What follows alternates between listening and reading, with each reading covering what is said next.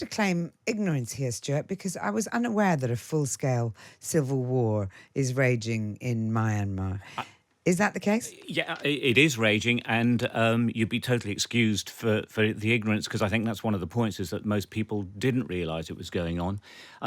Some governments probably suspected it. Perhaps some governments could have looked more closely, but we've been working for about 2 years to try to get in. It's very difficult to get in. We finally agreed with our management to get in. A lot of the planning for the trip was, and a lot of the concern was about what it would be like living for 30 odd days in the jungle, and how difficult would it be for us. Actually, that paled into insignificance. We got used to it very quickly. It was the scale of the fighting that surprised all of us. I hadn't expected to be a full-on war.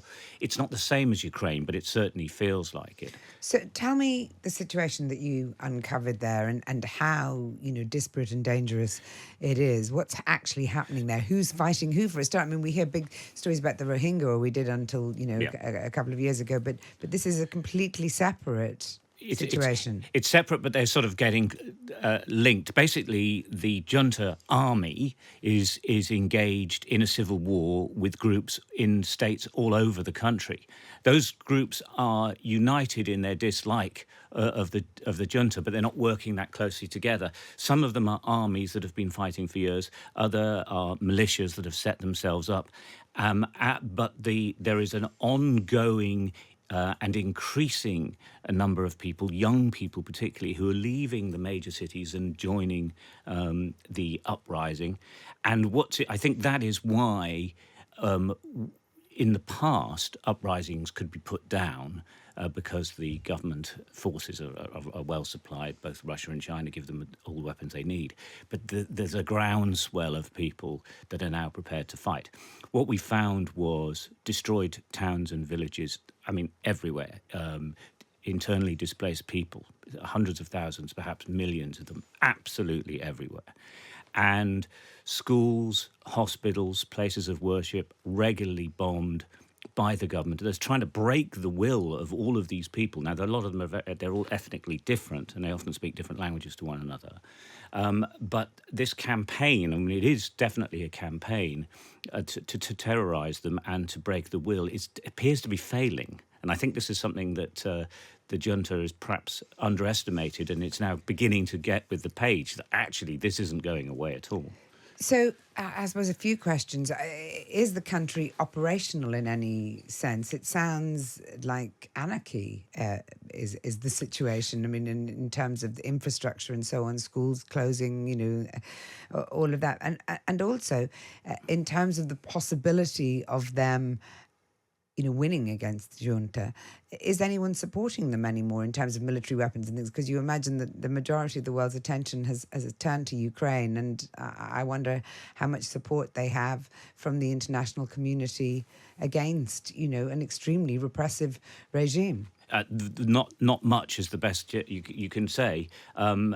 We've spoken to various governments. Spoke to the British government, who say that they have, made comments towards the Myanmar junta, asked them to stop, called for talks, etc. But the Ukraine comparisons were brought to us all the time by people. I didn't even ask the question. A farmer would say, "How come Ukraine gets everything and we get absolutely nothing?" They don't get anything in terms of military assistance, and there's no real aid coming in. There's some Christian organisations that are doing some, but none of the sort of what you'd expect, the big UN type operation, because we are talking hundreds and hundreds of thousands of people who are out of their homes. You're absolutely right. It isn't functioning in any proper sense. The big cities, the biggest towns, the main roads are controlled by the junta army, but the countryside is not. And as I say, much outside of Yangon, for example, they don't want there to be an infrastructure that's working. And so most of the places we travelled through 3 different states, and you would describe it as, a small market on the side of the road is the best shopping you're going to get. It's nothing more than that. There's not, outside of major towns, there's nothing. And you were based in the area around this hospital.